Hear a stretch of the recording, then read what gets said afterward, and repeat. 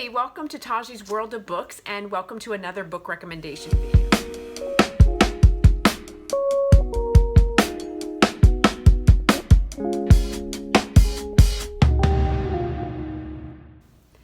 Hey everybody, so I just wanted to hop in really quickly and give you a couple of recommendations, and I was trying to think about what I wanted to call this video.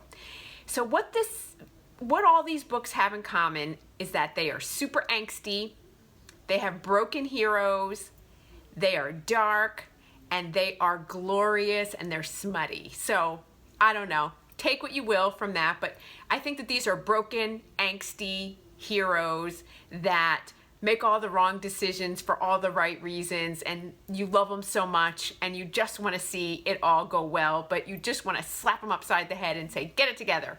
So I don't have a lot today, so I just want to cover a couple. So I think there are going to be 4 books in this series. There are 2 series. One is short novellas and the other are full-length novels. So let's just dive on in and let's talk about it. So the first series that I want to, or duet that I want to recommend are The Hearts in Darkness and Light and Love. Let me say this, in August, in a couple of months, in a month, at the end of August, Kindle is releasing a boxed edition of this duet or this series, okay?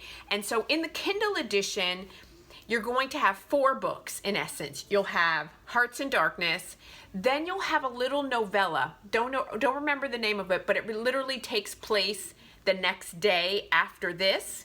Then there'll be this story, Light and Love, and then there is another sort of bonus epilogue that has never been released before that takes place right after this. So I went ahead and pre-ordered it because I want to have it, because I'm super excited. I want to read those 2 other epilogues or bonus stories that I haven't read yet, and so I'm super excited. So just know, if you're interested, you can go ahead and get the Kindle edition for that. Okay, so let me tell you about this story. So Hearts in Darkness is written by Kaye, and I absolutely love it because this first book takes place on an elevator, and everything takes place in the elevator. 2 strangers, 4 hours stuck in an elevator, and it is glorious and wonderful, and I loved it. The heroine is McKenna, and the hero is Caden, and Caden clearly has some PTSD around confined spaces. So he has severe claustrophobia. But being around McKenna, and they are in complete, they're cast in complete darkness. So Hearts in Dark, they cannot see one another. So all they know is that they got on this airline. They got on this elevator, and McKenna says, hey, please hold the elevator. Caden holds it. They don't really see each other. They like see the side. He just knows that she has like beautiful red hair, and he really loves her hair. And as soon as they get on the elevator, her phone falls. She loses the battery. She got no way to contact. And as soon as the door closes and it starts to descend, they're trapped. They're there for 4 hours. They talk. They have an amazing chemistry. It's beautiful. It's wonderful. It's glorious. And it was just like a little morsel, but because it's just a novella, but it's so good. And so you find out a lot about this broken hero, Caden, and he truly is broken. Okay, so as I said, that's Hearts in Darkness, and like I said, the Kindle edition, there is another bonus epilogue that happens the next day after this, so you can go ahead and check that out if you want to. But then the follow-up, what's in print right now, is Love and Light, and this is also by Kaye, and this is their story in terms of how does things work out and what happens. And this little novella here tackles depression. It tackles PTSD. It tackles like not just depression, but severe clinical depression where people can't get out of bed, where they are non-functional, where they lose 20, 30 pounds within a matter of a week or 2 weeks because they're not eating, they're not doing any self-care. And how do you love someone like that? And what is that like when you have 2 different people that come from 2 completely different walks of life? One walk of life where it's you're supported and you're accepted and you have a loving family, and the other where you're completely abandoned and you have nothing, and so what that's like. So this is super angsty. You're like, your heart is racing, like you want them to get it together, you want to see it work out, your heart is breaking, literally breaking for the lack of communication and the misunderstanding and the depression and the mental illness and all that. Like, you just want to see him, and it's Caden, you want to see Caden get it together. You want to see it work for him, but you are just, he's so broken that you're just like, can this work, and what does it look like? And this is a 5 out of 5 star. It's so good. If you just want like a little like soundbite, if you just want a little something that gives you all the feels and you fall in love with these characters instantly and you want to know more and you want her to write more about them and about some of the other characters that are in this book, this is it for you. I'm telling you, do not sleep on this. This is absolutely amazing. And like I said, I can't wait to read the other post-epilogue, or the second epilogue to this, which is another short novella that came out that talks about what happens after this. I want to see it. I want to know, because I felt like this sort of rushed it at the end. And I was like, really? That's all I get? I want more. I want to know more about what's going on. And so I think that that's going to deliver. So check that out. That's Laura Kaye.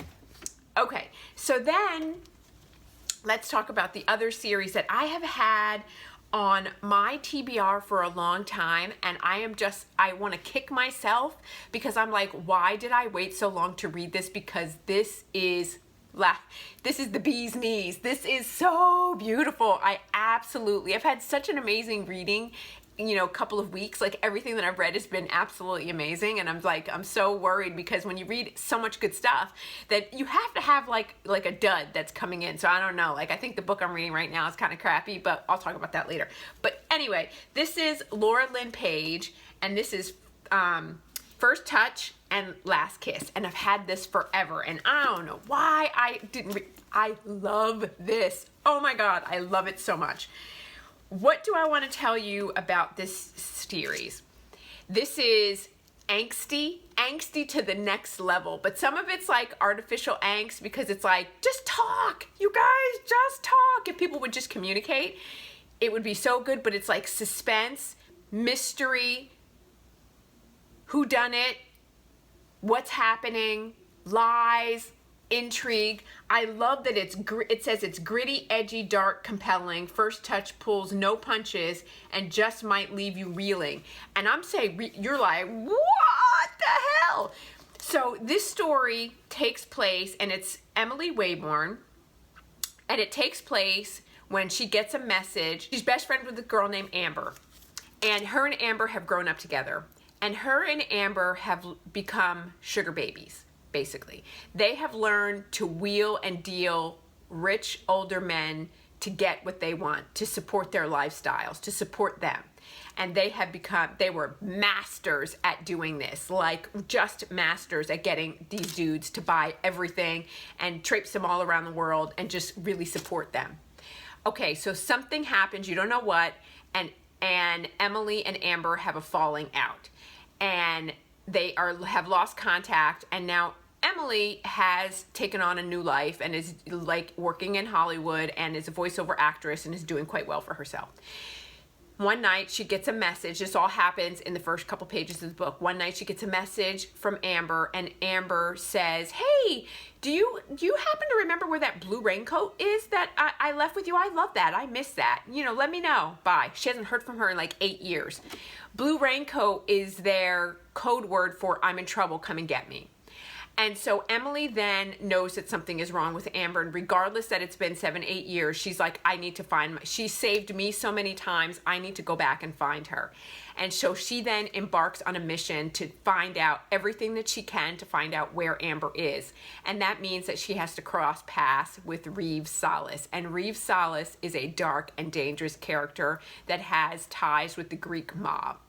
And he is uber wealthy, and he is a sadist, and he's a dom, and she has to put back on that hat that she thought she left behind so many years to become everything that he wants, so that she can seduce him to find out what happened to Amber and find out where Amber is and to find out if he did it and bring him to justice for it. So she hires a private investigator, and everything ensues from there. And what we learned there, so there is BDSM in here. There is a dom-sub relationship. There also is Emily is having to contend with multiple relationships, so there's a little bit of like a triangle in terms of like what's going on. This one ends on a cliffhanger, and it is when this ends, you're just like, what? Like, I can't even tell you. This book is so good. It is spicy, it is steamy, it is suspenseful, it is angsty, it has a lot of drama. It takes you down a windy road of twists and turns, and you don't know what the heck is going on. It is crazy, and as good as this is, Last Kiss takes it to a whole nother dimension. I'm telling you, it like boots it out of the stratosphere. This book is no joke, and I'm not even going to tell you anything about it other than she has to learn how to trust a deadly and handsome man, Reeves. And how does she trust him? And what does that look like? And can she trust him? And the biggest thing is, like, Emily can trust him with her body, but can she trust him with her heart and her mind? And it is what a tangle web we weave when we practice to deceive. And you don't know who's lying, who's conniving, who's stealing. And I love it because it says, visceral, enticing, shining with white lies and dark truths, seductive twists and turns, and a love that takes your breath away. And when I say it takes your breath away, I'm telling you, by the time this book ended, I was like, what? Oh my God. It's so good.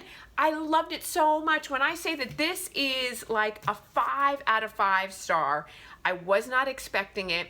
I do have to say that this first book took a little bit for me to get into, and I don't know if it's because the books that I read before this were like had me reeling, so it took me a little bit to get into this. But you know, I was maybe 50 pages in, and I was like, but once it got going, oh my God, it took off with a fever pitch. And then when I got here, I couldn't put this thing down. It was amazing. So when I say Laurelin Paige delivered in this way, it was the most classically beautiful BDSM master sub relationship, and like a sub that is a truly at heart a submissive.